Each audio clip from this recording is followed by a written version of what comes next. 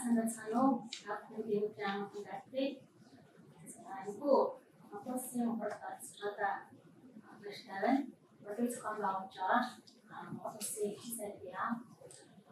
Апосын төв сарал дэвнаш насцогш хүмүүс дээр татдаг.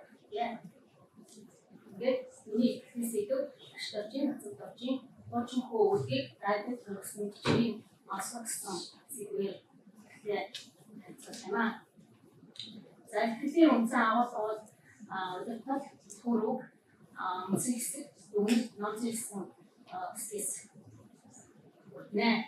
Ингээд тэгээ Монголын шинэ үеийн уран зохиолыг үндэслэхтэй штабын хацууд бочин хөөгийг яасан зохицоо гэсэн байдаг.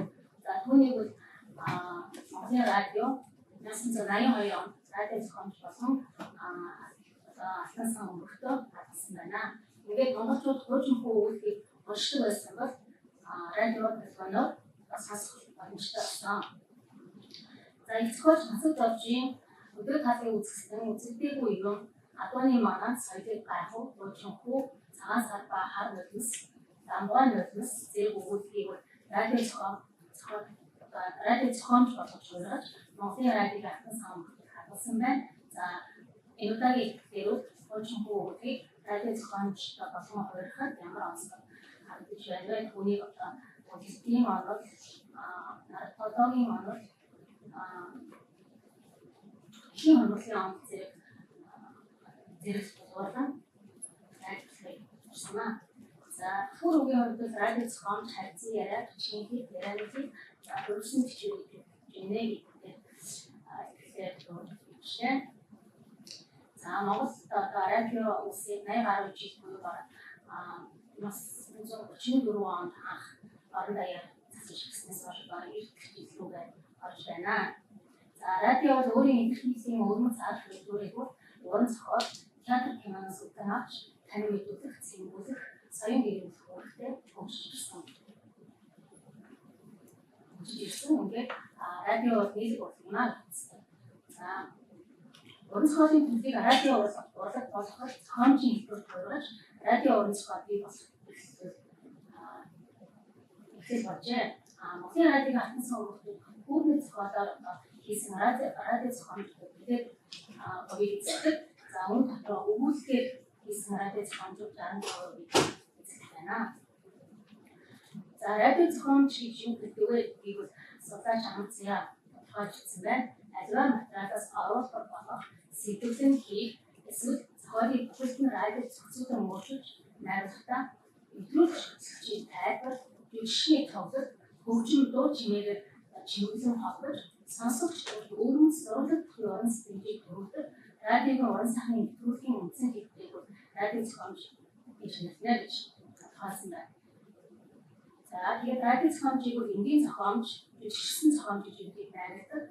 Бидний хэдийн одоо бочин хөө радио зохиомжууд жүжигчсэн зохиомжинд төрүүлдэг юм аа. За бочин хөө радио зохиомжийг ардын үсгийн 60 жилээр зориулаад уран зохиол хүүхэд сурал нэвтрүүлгээр 1982 онд анх радио зохиомжлон сонсогчдод өгсөн байна. За өргөжсөн үгийн зохиолыг тайз, дэлгэц, радио телевизийн зохиол болгон урьхыг төрөл бүрэлдэхүүн гэж нэрлэнэ гэж зохиол судлаач Галаатар тэмдэглэсэн байна. За тийм учраас Насад Доржийн хууч хөөгийг радио зохиомж болгохдоо хүүхд хоёрын харьцан яриагаар өнгөрсөн цагийг дуусгах маягаар зохиомжлон төссөн нь төрөл бүрэлдэхүүн байна гэж байна. За тэгээд ерөнхийдөө бочин хөө өгүүлбэрийг радио хөрөж зохицуулах бол харьцан ярианд өргөсөн байгаа. Бочин хөө одоо бүрээр хүүхдийн асуултанд хариулах байдлаар ингэж харьцан ярианд онгоцлог шийдсэн байна. Өргөсөн байнаас. Сайн байцгаана уу хүүхдүүд. За та нар намайг таньд үздэй. Би ч нөө их зохиолч Насад Доржийн өгсөн нэрээр л явж байгаа шүү дээ. Аха, таны нэрийг хэн гэдэг юм бэ? Яагаад вэ хүмүүн? За энэ харьцан яриа зохиол хийж байгаа. За тэгээд радио зохиомжийг хийж байгаа. Тэгээд радио зохиомжийг хийхэд өгний яриагаар хуучин хүү гэж хинбэ, хуучин хүү ардын өсөлтөөс өмнө ямар хүн байсан бэ гэдгийг одоо хүүхдийн асуултанд хариулах байдлаар зохиомжсон байна.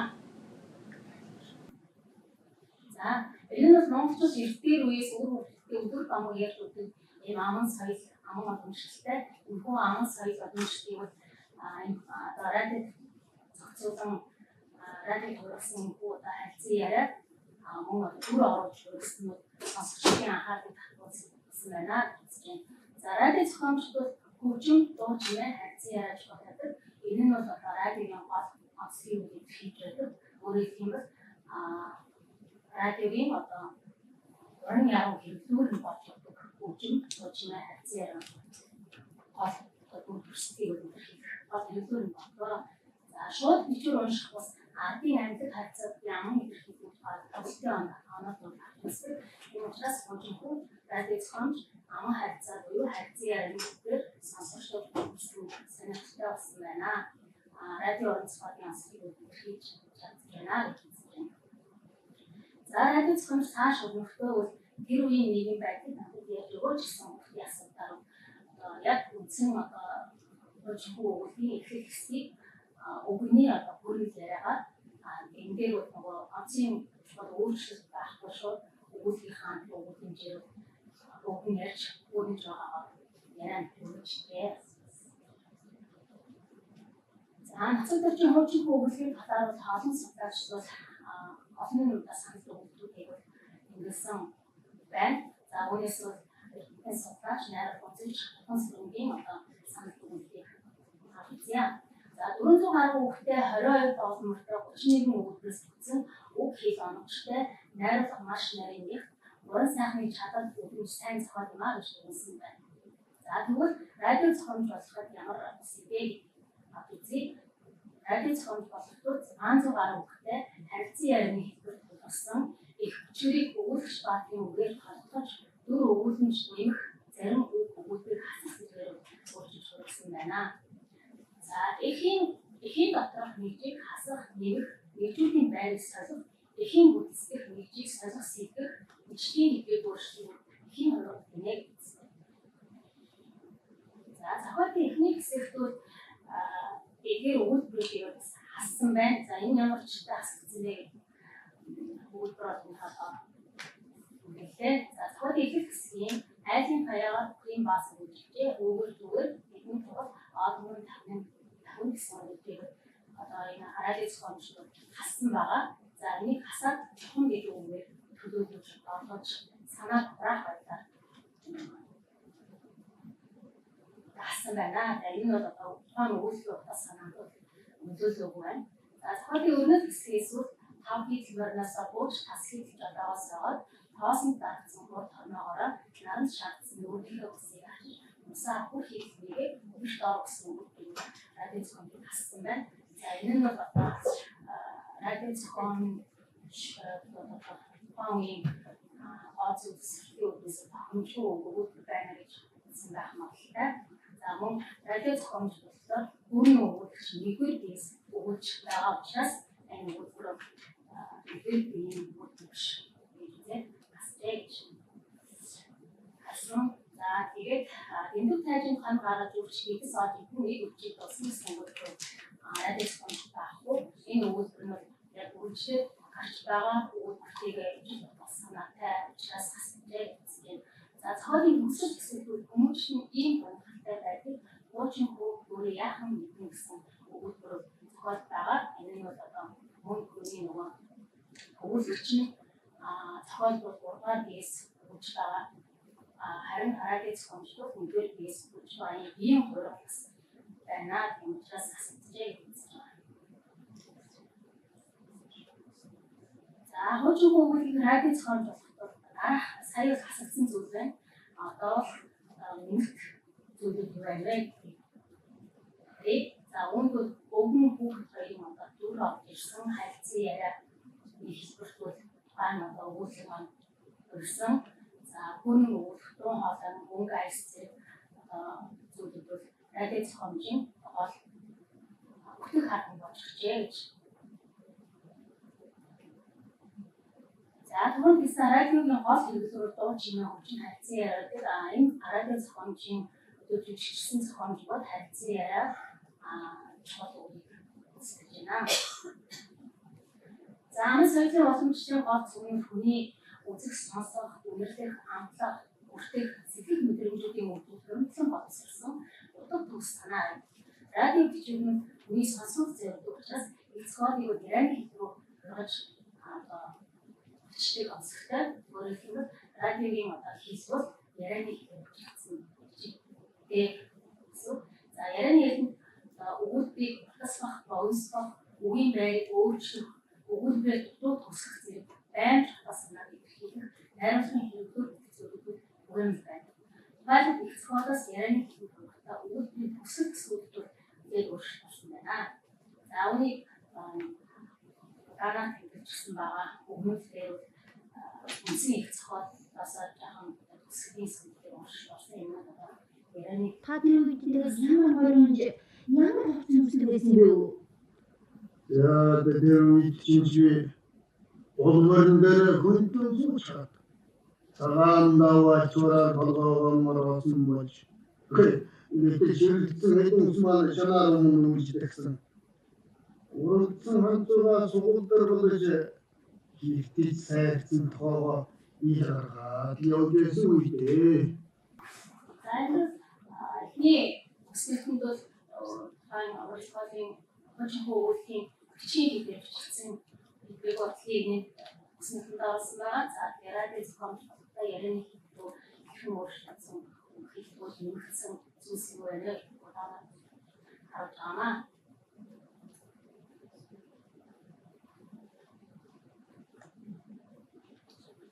За тэгээд харьцан яриа үргэлжлээд хүү та тэр өсөлтний дуунаас айсан гэсэн асуудал зохиомжийн төлөв гэсэн үг болж байна. Нэг амар улс хэрэгсэн юм да. Та тэр хөрсгөлийн буундоноос айсан уу? Яагаад гэж айхын дэхүм. Харин зүрхэн хагартал баярлаж сайн нөхрөө бараадж билээ. Тэгээд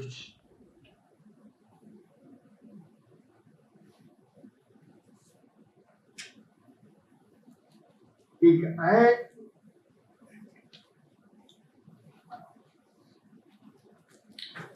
ингээд өмнө хүүхдийн асуултанд хариулах байдлаар цогц маань өрнөж байгаа. За өсвөрийн дундаас айсан гэсэн хүүхдийн асуултанд хүүхдийн өөрийнх нь онгоос энэ санаж хаан яриаг шууд хатгаж авах хүүхдийн сэтгэлээр асуусан байгаа. За ингээд өвгний хариулсан хариулт болоод зохиолын бүсэл гэсэн маань Хөх Монгол маань Улаан Монгол болон Уужийн хүү би шинэ хүү болсон юм да.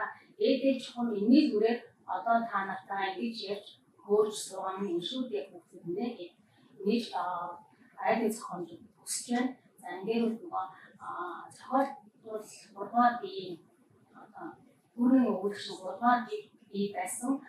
Ингээд нэгдүгээр би буюу би гэж өгнө ярьж байгаа. Ийм өөрчлөлт хөрвсөн байна. За өгүүлбэрийг радио зохиомж болох тухайн зохиолын үндсэн агуулга хадгалагдж байна. За ерөнхий бүтэц агуулга бол харьцан яриа болж өөрчлөгдсөн учраас одоо хувирсан бичвэр гэж үзэж байгаа. Хувирсан бичвэрийг онцгой толгой бичвэрийн анхны хэлбэр маягийг өөрчилж хургах үйл явцыг хувирсан бичвэрийг үздэг. Радио онцгой бичвэр бол уран зохиолын их бичвэрийг радиогийн онцгой тохиолдол хүргэсэн учраас хувирсан бичвэр юм аа гэж үзэж байгаа. За тэгээд хожим хөөгийг радио зохиомж болгож урихад ямар өөрчлөлт гарсан байна гэдгийг өмнө шийдээ. Өөрийг радио зохиомж болгох хугацаатаа өвгөн хүүхд хоёрын харьцан яриа гэдгээр зохиомжсон сонсогчдын чиглэл сонсогчдоос хүндэтэй батсан.